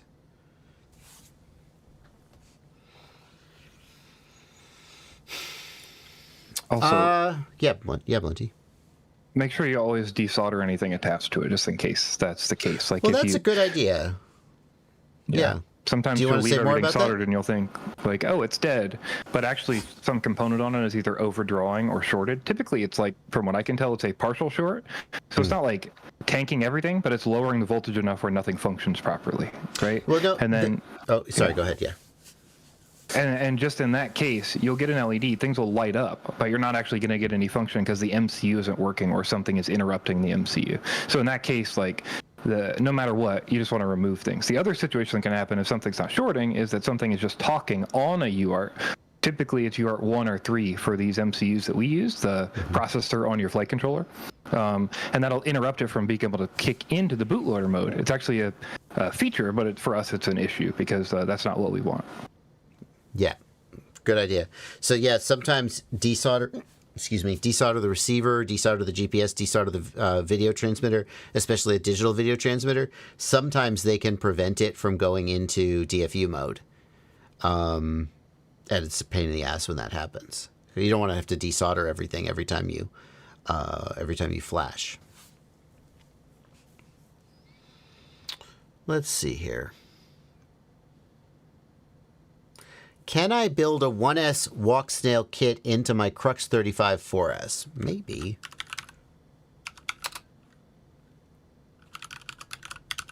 I mean, I don't know. Let's look and let's see. The Crux 35. So, what are the dimensions of the walk snail 1S VTX? Is it 25 millimeter? Walk snail. What's the mounting? Doesn't say.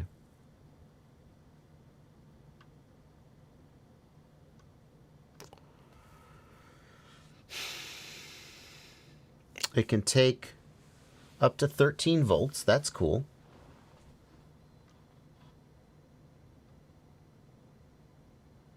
Dimensions is 14 by 14 by 17.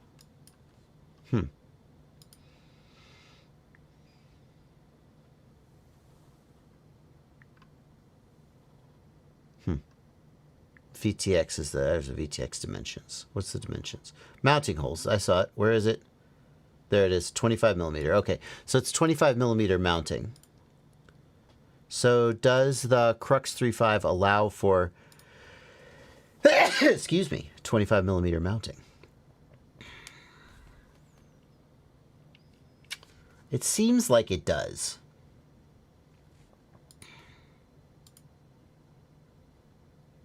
It seems like you could fit it in there somehow. This to me looks like 20 millimeter mounting though. But I see another set of mounting holes that makes me think maybe it's got 25 millimeter support as well. But it seems, my point is, if you can get a whole Vista in there,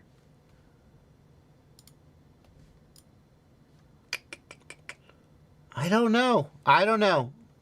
I'm skeptical. I'm starting to get more skeptical. Like, just looking here,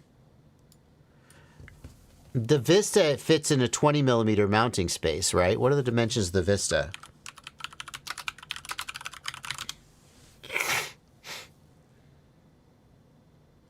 Vista VTX is 30 by 29. Oh, okay. With 25 millimeter mounting holes. Oh. So this is a 25 millimeter mount. These outer ones are 25, the inner ones are 20. Oh, well, you're good to go then. Yeah, no, I think you're good to go. Just stack it up on top of the flight controller, and I think what I'm seeing is that the flight controller has 25 millimeter mounting, and so you are good to go. I'm going to go with yes.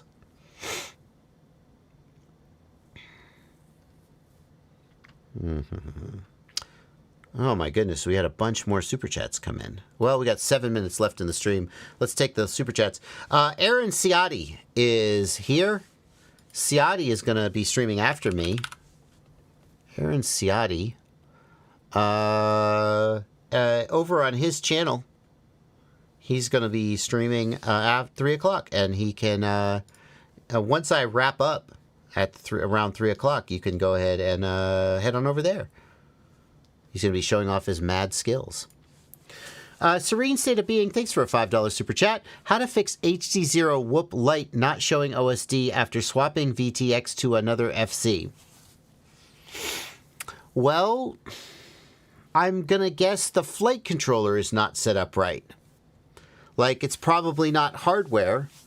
Either you soldered the wires wrong, like the TX and the RX wires aren't right, or you didn't set the flight controller up correctly. I know that's vague, but that's like, I would double check, I would reload the HD0 preset, I would double check the TX and RX wires, and so forth. Alexi F. wants to know, are you allowed to talk about the drone usage in Ukraine-Russia conflict? It would be great to know about the technical side of it from an expert in drones. Alexi, I'm allowed to do that. That's not the kind of content that I prefer to make. Number one, I generally like to keep the content on my channel focused on the hobby. I would like to be really clear to my friends in Ukraine that I overtly support Ukraine. I know people there. I know some people who are actually on the front fighting. I know many people who have been affected by that situation, and I support Ukraine, and anyway. I don't want to like open the door to a bunch of political stuff again. If you disagree, then, that's your prerogative. And my channel isn't the place to argue about that. But I don't want to like, through my silence, give off the impression, an inaccurate impression. But I don't talk about that kind of stuff. And I generally stay away. You're probably not going to see me do a video about how to set up a dropper.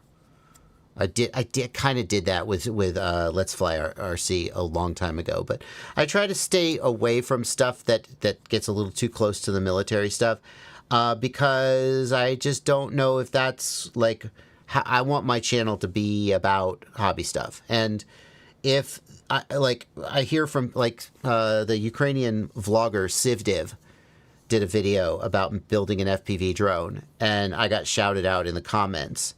And he was like, oh, yeah, we're all a big fan of Bardwell over here. And it doesn't surprise me that if people watch my videos to learn how to build drones, then if there's people anywhere in the world learning how to build drones, they're watching my videos, whether they're doing that for a hobby or for some other reason. And I'm fine with that. But as far as like doing military analysis, that's not really my thing. That's not, I wouldn't, and here's the thing. If I was going to do that, I wouldn't put it on the channel, because I wouldn't want that information to potentially be used. Like, I would be taking my expertise, using it to analyze combat footage, and then putting it out there for your entertainment. But then if it was good analysis, then potentially the wrong people could be learning from it and benefiting from it, and I wouldn't want that. So I generally just stay away from that stuff.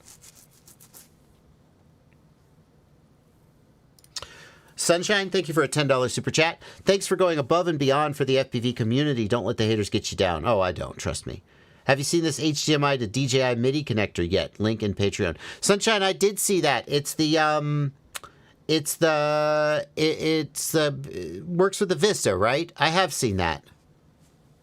Yeah, that's really cool. Lets you use a cinema camera with your Vista. Dinstar FPV says, I'm flying the Tank S, flying it as a 6S. Emax Eco 3000 kV motors? This must be a 3-inch, right?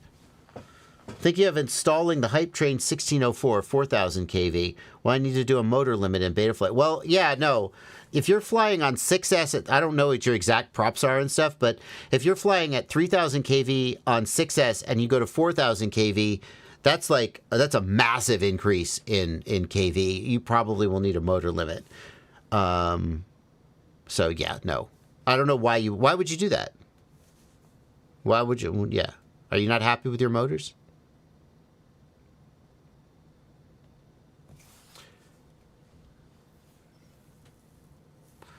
Hey Josh, I'm getting a new ESC. What utility to use when BL Heli goes out? And what's the range limit on O3 units?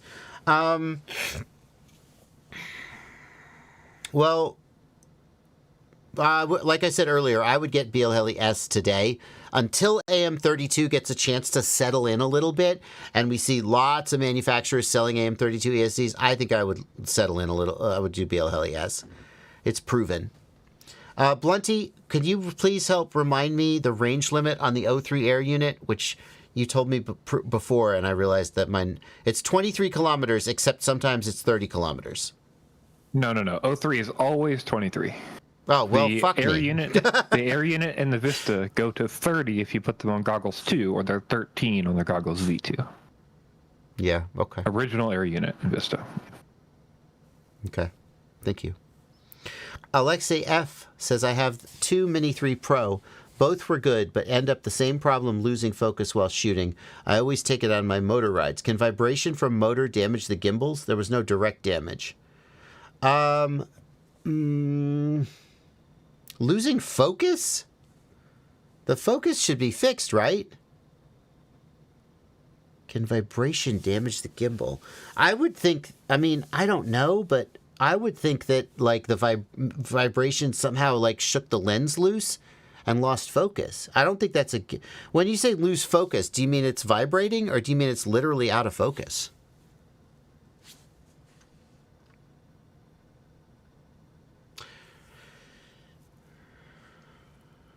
I don't think the vibration from being, like, on a motorcycle would cause your lens to lose focus. Does it start out in focus?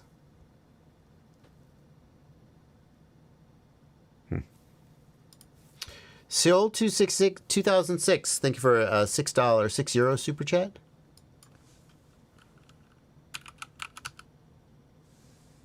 Says, I'm building an X class right now using a TBS Source X, but since APD stopped making the 120 amp 12S ESCs, are there other ESCs? Seoul, did APD stop making them, or did they stop doing direct sales to consumers? I think that you can still buy APD ESCs through a dealer. You just can't buy them direct from APD, and those 100% would be the ESCs to get. Like, they're just the ESC to get if you can possibly get it. Seoul says they're discontinued. Well, for lip.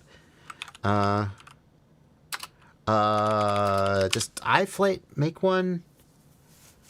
iFlight makes an 8S ESC. I don't know, man. iFlight, I think, makes an 8S ESC, but not a 12S.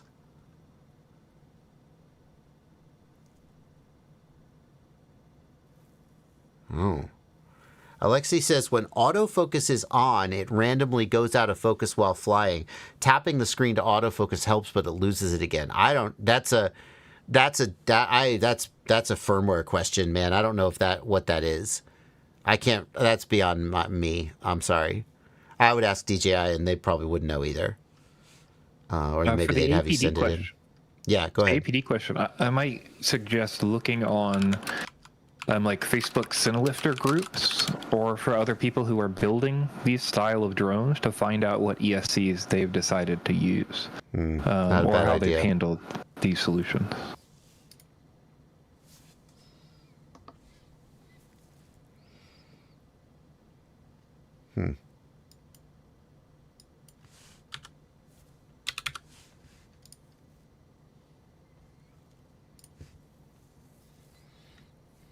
Can you still buy them?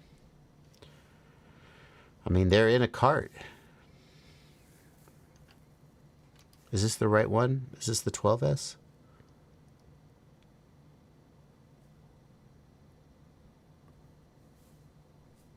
Min voltage. Where's max voltage? Max voltage. Max voltage 50 amps. No, these are the right ones.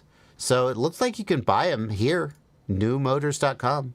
I don't know. I put them in a cart.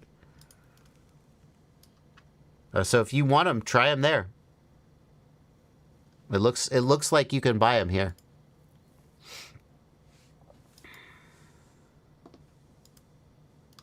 Okay. Alrighty.